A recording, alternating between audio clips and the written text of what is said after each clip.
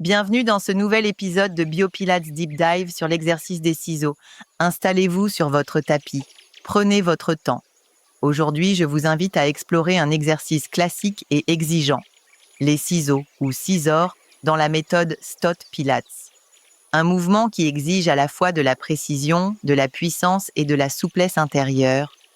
Allongez-vous sur le dos. Soulevez doucement le haut du corps.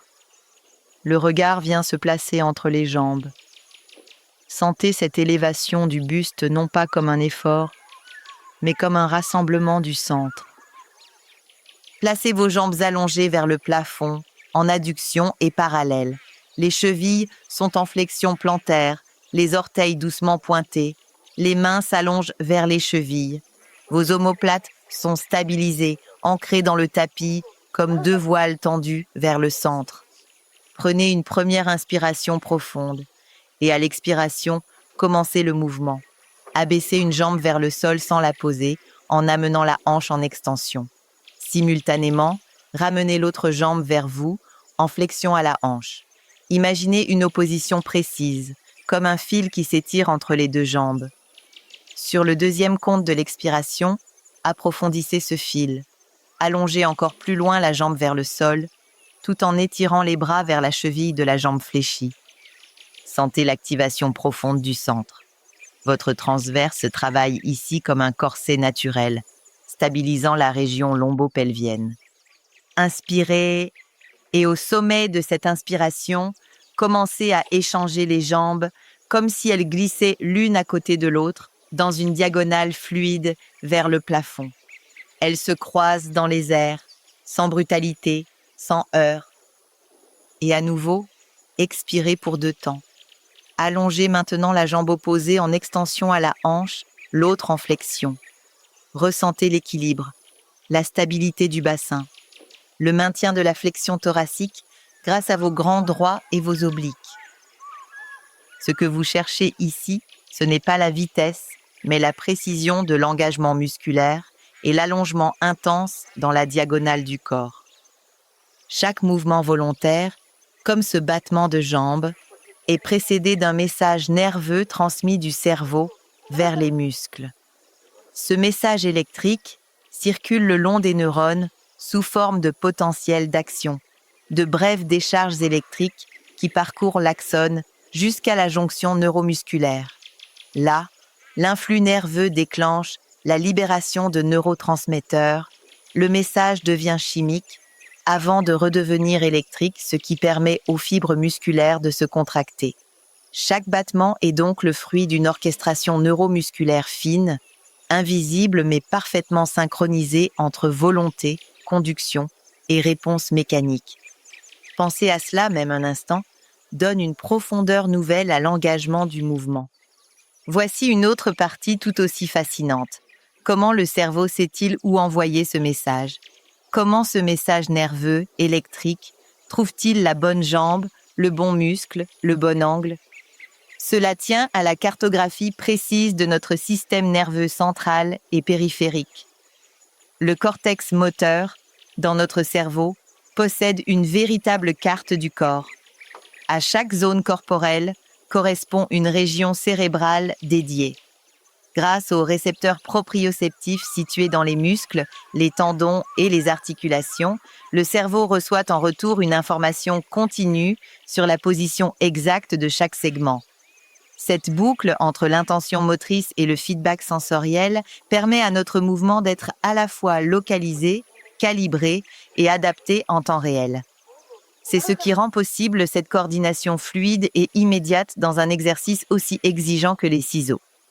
À chaque respiration, renforcez l'intention de votre centre. Le transverse est engagé, le bas-ventre absorbé, la colonne stabilisée. Pour éviter toute rotation ou inclinaison latérale du bassin, vous devez activer les multifides et les obliques en synergie. Ce sont eux qui stabilisent la région lombo-pelvienne, que vous soyez en position neutre ou imprimée.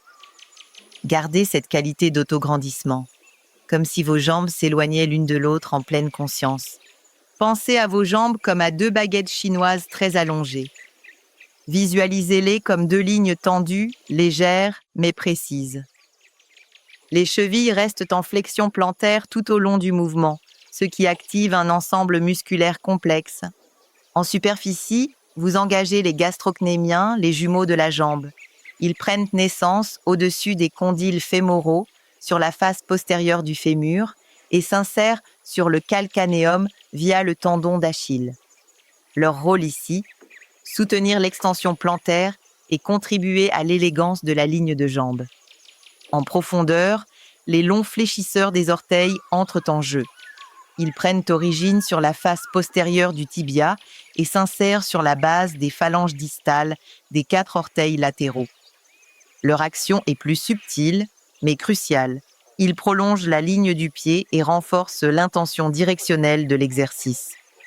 Complétez entre 8 à 10 répétitions. Laissez chaque alternance vous renforcer de l'intérieur.